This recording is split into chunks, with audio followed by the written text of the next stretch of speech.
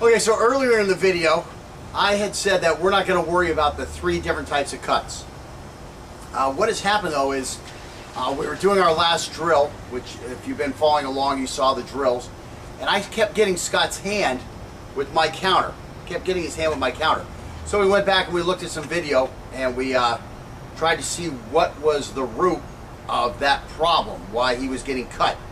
And so we saw a couple things. The first thing was, remember we talked earlier on about in the box. So here's in the box. Maybe I'm a little high. Here's in the box. Okay, so again, your cuts want to be on the box, on the front surface of the box. That's where I want the cuts. Some people call it the frame. So you have a frame and you're going to cut the painting that's inside of the frame. Okay, now we also talked about this chamber here. And we talked about you don't want to bring the blade beyond the frame. Okay, so that was one of the things that Scotty was doing, was he was coming out here, he was cutting his one, and because he was thinking about foot movement and countering and checking and all that type of stuff, that the hand would get here and it would lag here for just a second and then it would come back. Well, this cut, a one has to come like this. It doesn't even go below the chamber because I'm not cutting down here. That's wasted movement if I bring the blade down here. I want to cut this guy's throat or I want to cut his hand, but once I get that hand, it's got to come back. So what was the root of that? Well, we started looking at Scott's hand. And one of the things we noticed with his hand was when he was in his chamber, he wasn't at a 90 degree. He had slipped somehow into kind of a saber grip, where the thumb is resting on top of, or just slightly behind even the guard. And again, in this with the modern grip, if the thumb's going to rest somewhere, you want it on top of the blade, just perpendicular to the blade. And what you're going to use that for, you're not going to even use that to press on the blade. You're just going to use that as a pointer or a guide for where the blade's going. It makes it very easy for some people to automatically index the blade where that thumb is, because the thumb is like one of those pointing things. You know, we push buttons with our thumbs a lot. So it's something that's already trained in there. So we saw that. Well, once he's like that, now the wrist is tilting further forward. And this gets back to where I said I wasn't going to talk about these things early on. Well, we're going to talk about it now. Okay, we basically have 3 types of slashing motions with the knife. Okay, the first one is, you know, when you have that saber grip, you slice. You see the blade stays out, and you slice. That's a slice. Okay, I hope I'm getting these right. I read that book back in the 80s, so I'm hoping I remember it. It was called Slash and Thrust, something like that. I think that was the name of the book. You know, I read through it a little bit. But anyway, so here is a slice. Okay, now when we're blocking, you know, when we're countering, this is a chop. We're just doom, like an axe.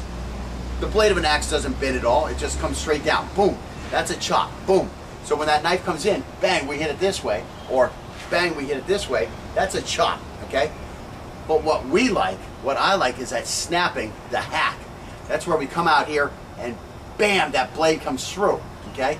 And you get a lot of added velocity at that moment. It's like, you know, a guy throwing a baseball and the wrist snaps. You know, if you just threw it like this, I don't know what the hell that would be. That's the way girls throw. So that's what it looks like in the video. I'm looking at the video as I talk. So anyways, yeah, that would be a slash that you're not going to have the velocity on. What I did was I did it on the tires a second ago, and I mean, I'll take a slash, and I don't know if you'll be able to pick up the sound, especially with the garbage truck running around, but I'm going to go as fast as I can, and I'm going to leave the knife extended, so this is going to be a slice, okay? So I'm trying to do it as fast as I can. Now hopefully we'll pick this up, and I'm going to hack, okay? So this is your hack.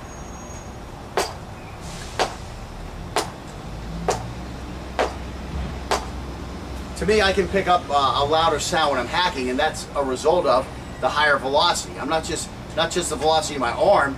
Now I'm also getting the velocity of my wrist on top of the velocity of the arm. So I'm getting a faster hit, and what that's going to be is a harder hit. You know, I'm trying to think of my physics, and nothing's coming to me right now. But there's an equation there where this is a Bruce Lee thing too. But this is where speed.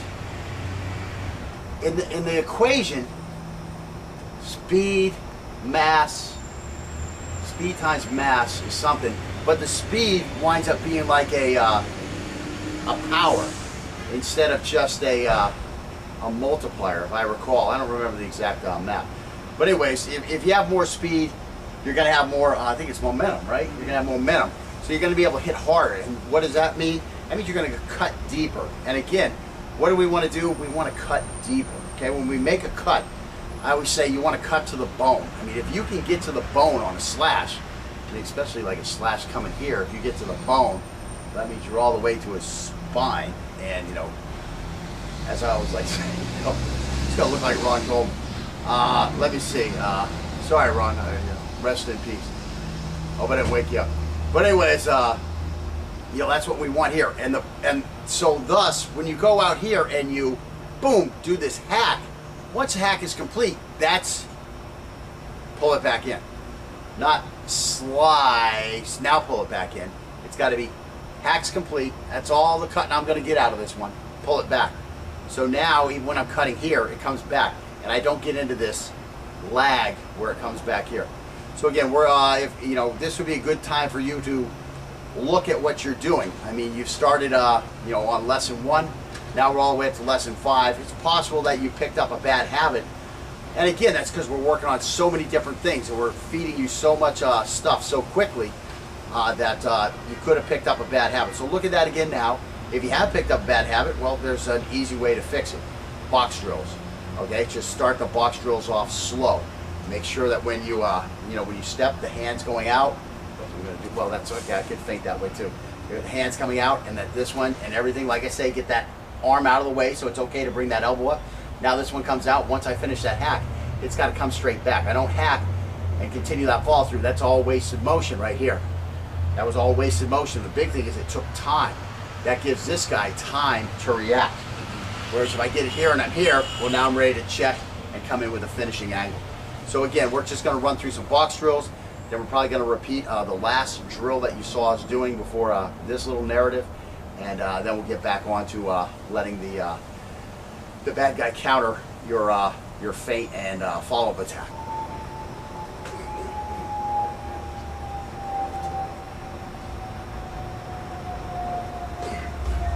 Now I do have a lot of targets over here.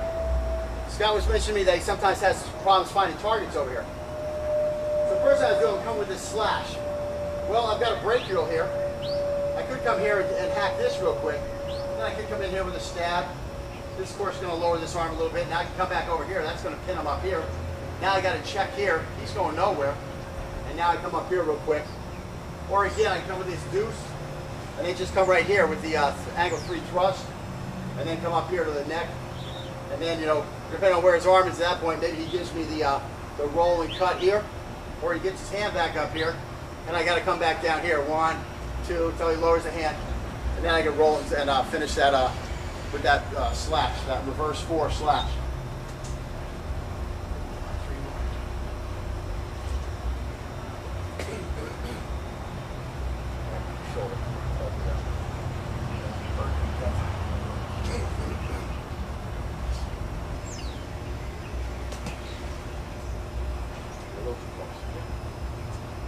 That time he was in a little too close. He hadn't got his body out of the way. That twist of the body that I'm talking about. Believe me, this is the advanced. Not just because you're doing a step through. You know, I said that, you know, there's not a whole lot of difference to it. But when you start doing it, and again, sometimes I forget what it's like to be the beginning student. So to me, it's like, okay, one's this way, and the other one's this way, and I call it advanced because we learned this footwork second. Well, you know, sometimes it's hard when you're an advanced person to remember what it was like for that new guy. There's a lot of stuff involved here. All of a sudden, your angles have to be thrown well, okay? Again, I'm going to take away that perfect, but your angles have to be able to be thrown well based on what we learned on lesson 1. You have to be, lesson 2. All those principles have to be correct, or you're going to be having some problems. The other thing is, you know, this turning to the side, keeping the fighting center on the center line and keeping the opponent's fighting center off of the center line is critical also. I mean, this is stuff that's into play. So your movement, you have to make sure you're twisting as you move. Now you got all this stuff going on. You got these hands moving. This one's got to be moving just right. This one's got to be really quick in and out, or else you're going to cut it, or else it's going to get cut, or you're going to cut it yourself, so you got to be careful about that. Now you got this footwork, you know, with this spin off. There's a lot of stuff in here. And now you got to be super careful with these hands up high to make sure everything's out of the way. So, is it a lot easier than this one? I mean, on the other side here. On this side, I can flub this up as bad as I want. I can flub it up all I want because I'm so far away. Even if he's a right-hander, put the knife in your right hand. Even if he's got the knife in his right hand, I've got all this room here. I've got all this gap. You don't have that luxury over here for that big gap because I've got the knife on the trailing side all of a sudden.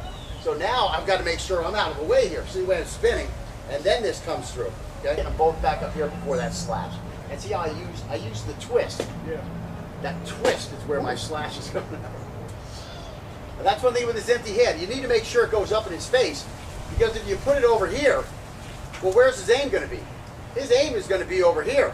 And now you're stepping into that area. Well, you're going to get hit unless you can block that. So you got to make sure that this thing goes at his face. There you go. That's why I say I get this elbow out of the way so I can bring this so this hand is more free to move without having to worry about cutting this hand here. You know what I'm saying? In these tight quarters, which we're in right here, it's very tight quarters. I don't have a lot of room. If I have this here, my knife is going to hit this hand. So it's got to be out of the way.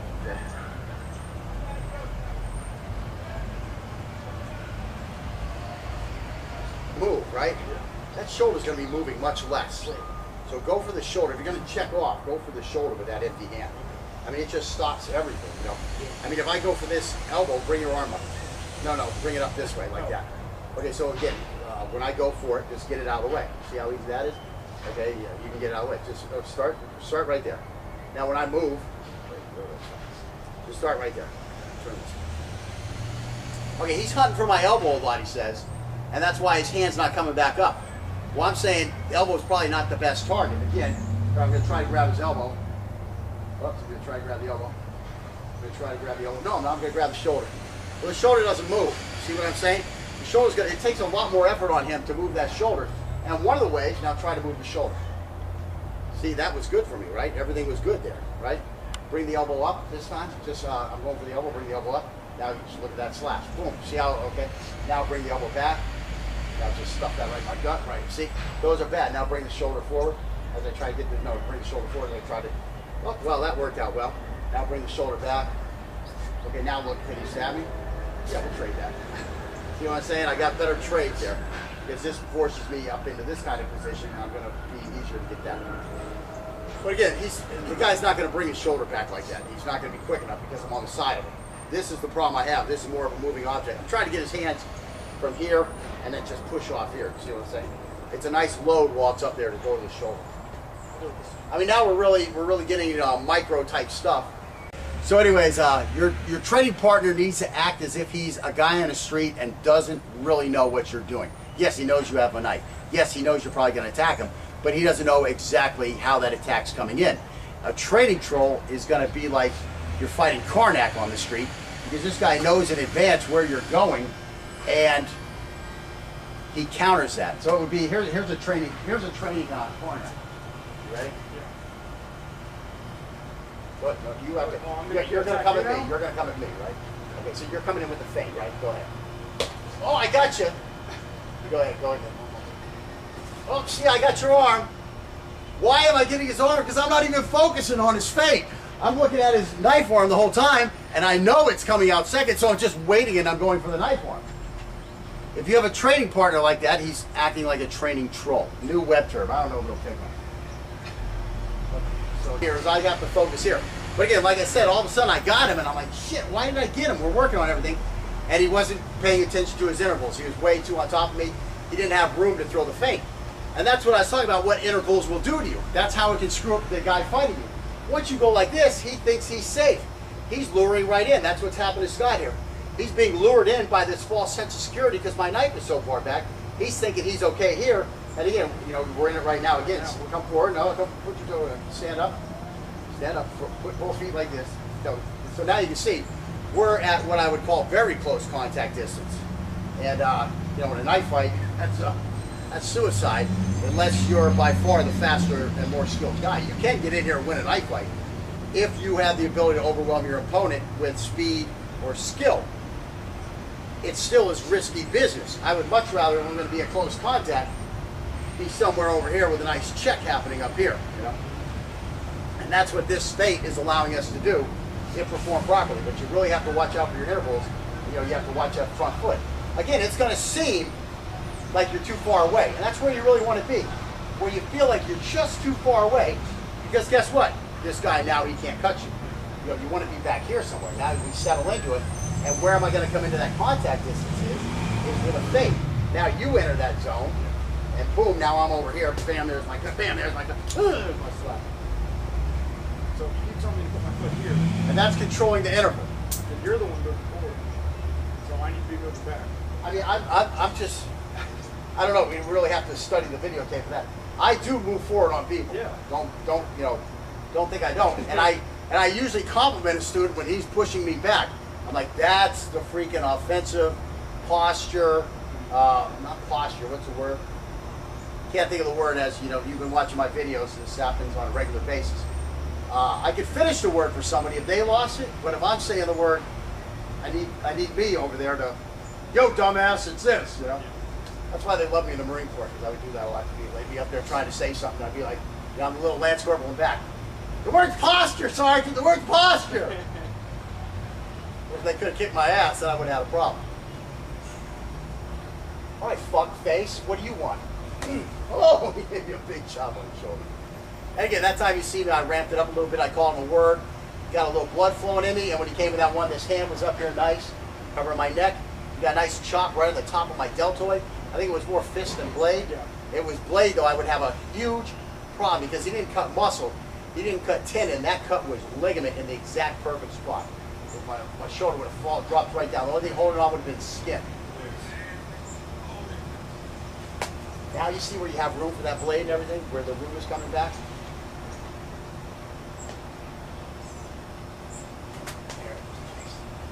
So you can see how critical each little thing is. You know, he can get everything right, but if the interval's not right, he's walking right into my blade. It's a big problem. Now again, the more skilled you are, you know, here I'm going to try one here. And so here I am here, because I'm moving quick and everything's moving the right way, I can get away with that. That's a scramble. It becomes more like a scramble, but again, you can control scrambles to where they're not a scramble for you, it's a scramble for the other guy. You can see him, all of a sudden, he's like this. I probably look the same, but I was doing what I wanted to do. So, again, that's a skill level thing there. Okay, let's give about 5 more. Nice. Now see how you get me right on that shoulder the way I was getting you? That's because your interval is right. Yeah. Bring the blade down here. I want to cut this guy's throat, or I want to cut his hand. But once I get that hand, it's got to come back. So what was the root of that? Well, we started looking at Scott's hand. And one of the things we noticed with his hand was when he was in his chamber, he wasn't at a 90 degree. He had slipped somehow into kind of a saber grip, where the thumb is resting on top of, or just slightly behind even the guard. And again, in this with the modern grip, if the thumb is going to rest somewhere, you want it on top of the blade, just perpendicular to the blade. And what you're going to use that for, you're not going to even use that to press on the blade. You're just going to use that as a pointer or a guide for where the blade's going. Make the surface of the box. That's where I want the cut. Some people call it the frame. So you have a frame and you're going to cut the painting that's inside of the frame. Okay. Now, we also talked about this chamber here. And we talked about you don't want to bring the blade beyond the frame. Okay. So that was one of the things that Scotty was doing, was he was coming out here, he was cutting his one, and because he was thinking about foot movement and countering and checking and all that type of stuff, that the hand would get here and it would lag here for just a second and then it would come back. Well, this cut, a one has to come like this. It doesn't even go below the chamber because I'm not cutting down here. That's wasted movement if I bring. Okay, so earlier in the video, I had said that we're not going to worry about the 3 different types of cuts. What has happened though is we were doing our last drill, which if you've been following along, you saw the drills, and I kept getting Scott's hand with my counter. Kept getting his hand with my counter. So we went back and we looked at some video and we tried to see what was the root of that problem, why he was getting cut. And so we saw a couple things. The first thing was, remember we talked earlier on about in the box. So here's in the box. Maybe I'm a little high. Here's in the box. Okay, so again, your cuts want to be on the box. On the front, it's very easy for some people to automatically index the blade where that thumb is, because the thumb is like one of those pointing things. You know, we push buttons with our thumbs a lot, so it's something that's already trained in there. So we saw that. Well, once he's like that, now the wrist is tilting further forward. And this gets back to where I said I wasn't going to talk about these things early on. Well, we're going to talk about it now. Okay, we basically have three types of slashing motions with the knife. Okay, the first one is, you know, when you have that saber grip, you slice. You see the blade stays out, and you slice. That's a slice. Okay, I hope I'm getting these right. I read that book back in the 80s, so I'm hoping I remember it. It was called Slash and Thrust, something like that. I think that was the name of the book. You know, I read through it a little bit. But anyway, so here is a slice. Okay, now when we're blocking, you know, when we're countering, this is a chop. We're just doom, like an axe. The blade of an axe doesn't bend at all. It just comes straight down. Boom. That's a chop. Boom. So when that knife comes in, bang, we hit it this way, or bang, we hit it this way. That's a chop. Okay. But what I like is that snapping, the hack. That's where we come out here and